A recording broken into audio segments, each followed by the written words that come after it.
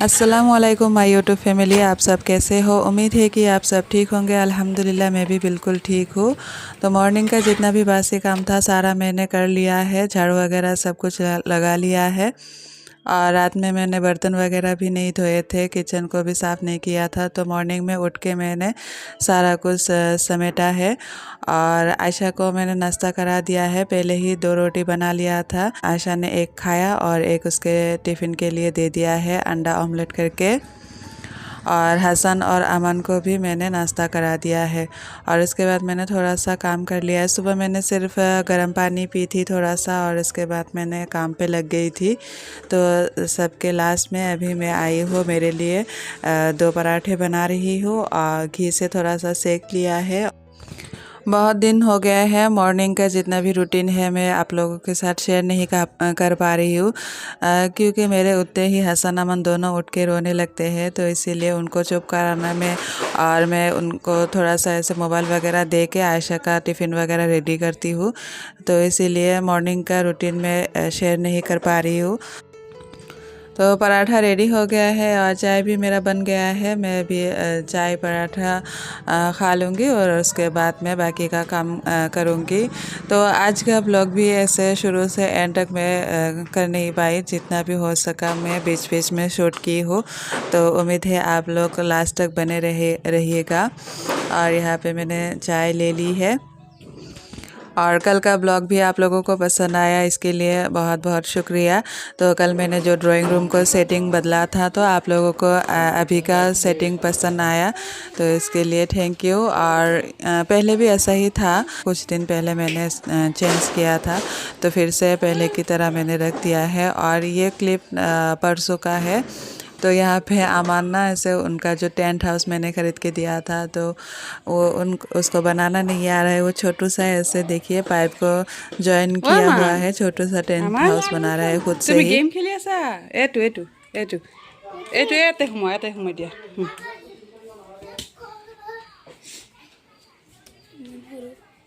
তাৰ সমানে বনাই আছে। ৱাও আমান কি বনাইছা? ৱাও ঘৰ বনাইছা?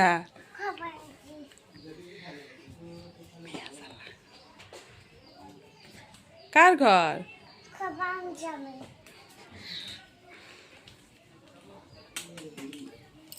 চাও আমান চাও বা তুমি ইমান কাম কৰিছা। চাও আমান চাও মুখখন চাও। ৱাও কি কাম কৰি আছে ৰে।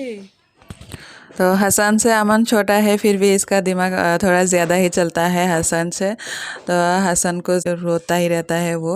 उसको ये सब ऐसे खिलौना अगर दो तो उसको आइडिया ही नहीं आएगा कहाँ पे लगाएगा। लेकिन अमन थोड़ा सा ऐसे दिमाग चलाता है।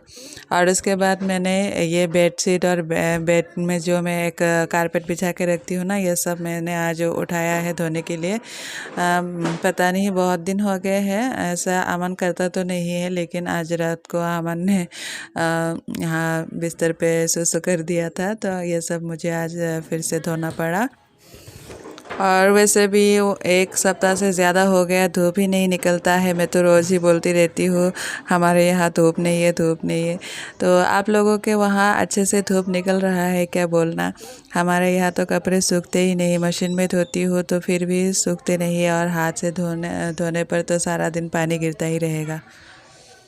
तो छोटे बच्चे हैं, धूप निकले ना निकले कपड़े तो धोना ही पड़ेगा ना। और कल जो आप लोगों ने आइडिया दिया था कर्टन वगैरह ऐसे जो रिंग ऐसे खोल जाता है ना मशीन में डालने से, तो आप लोगों ने बोला था कि ऐसे रिंग वगैरह को एक साथ ऐसे बांध कर मशीन में डालने से ये रिंग खोलता नहीं है। तो मैं नेक्स्ट टाइम बेडरूम का जितने भी कर्टन है इनमें इनका रिंग को ऐसे बांध के धोऊंगी। पता नहीं था, तो अब मैं ट्राई करूँगी। आलिया अंजुम और फरहाना यास्मीन सिस्टर, आप दोनों को शुक्रिया मुझे ऐसे आइडिया देने के लिए। तो कुछ भी अगर मुझे पता नहीं होता है ना, तो आप लोग मुझे ऐसे समझाया करो या बता दिया करो, तो मैं वैसा ट्राई करने की कोशिश करूँगी। अब मैं आ गई हूँ इस रूम में, कारपेट को अच्छी तरह से झाड़ रही हूँ और धूप में सुखा दूँगी, क्योंकि मॉर्निंग में दीदी को देखने के लिए ऐसे मेहमान आए थे, तो उनको मैंने चाय वगैरह बना के दी।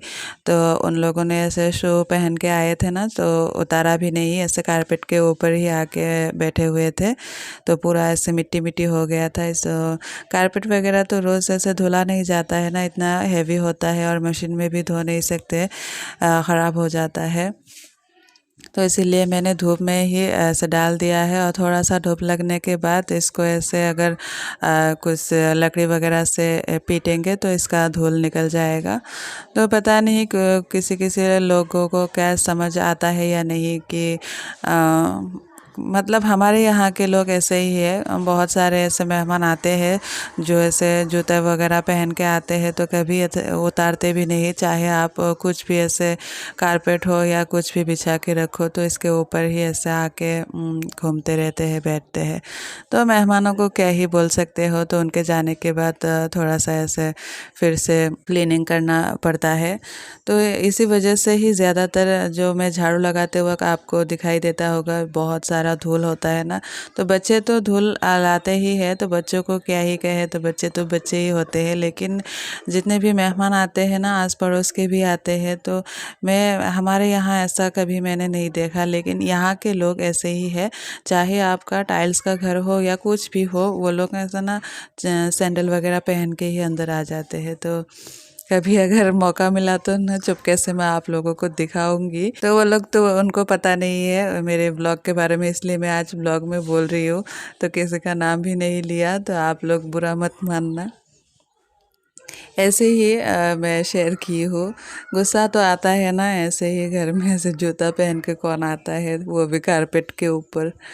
तो अभी मैं लंच बनाने की तैयारी में लग गई हूँ। तो आज सादा सा सिंपल सा बनाऊंगी, बैंगन का फ्राई और दाल, और मैं एक आलू मटर का सालन बनाऊंगी, सूखी सब्जी।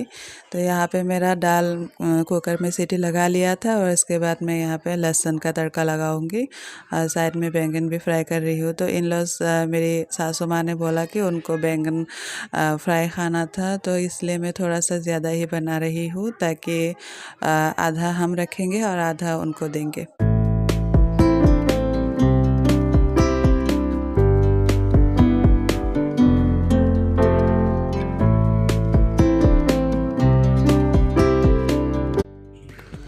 और दीदी को भी मैं ही खाना दिया था दोपहर को, तो इसीलिए थोड़ा सा ज़्यादा ही खाना वगैरह बना लिया था। तो अभी यहाँ पे देखिए, ये मटर, आलू और सीम, हम उरो ही बोलते हैं। तो आप लोग क्या बोलते हो, सीम या कुछ? मैं अगर काटने से पहले आप लोगों को दिखाती हूँ तो आप लोगों को समझ आता शायद। तो वो आलू मटर के साथ ही है। तो इसकी हम सूखी सब्ज़ी बना रहे हैं। तो ये जो शोरबे वाला सालन है ना, हमारे घर में इतना चलता नहीं है। चाहे तो ऐसे सूखी सब्ज़ी बनाती हूँ तो साथ में दाल बनाती हूँ, तो बच्चे भी खा लेते हैं, सब लोग खा लेते हैं। लेकिन जैसे शोरबा वाला सब्ज़ी बनाती हूँ तो कोई भी नहीं खाता है। तो हर किसी का घर के खाने का स्टाइल और सब कुछ अलग होता है ना, सबका खाने बनाने का तरीका भी अलग अलग होता है, तो हर किसी का अलग अलग है। तो उसके बाद मैंने खाना बना लिया था, और जितने भी बर्तन वगैरह खाली हुए थे और खाना बनाते वक्त गंदा हुआ था, सब कुछ मैं अभी क्लीन कर रही हूँ। और मॉर्निंग में जो रोटी वगैरह बनाया था तो उसका बर्तन भी था, एक साथ ही मैंने इकट्ठा मैं अभी क्लीन कर रही हूँ। तो आज का ब्लॉग आप लोगों को कैसा लगा ज़रूर बताना, और अच्छा लगे तो लाइक एंड सब्सक्राइब भी करना। मिलते हैं नेक्स्ट वीडियो में। अल्लाह हाफिज़।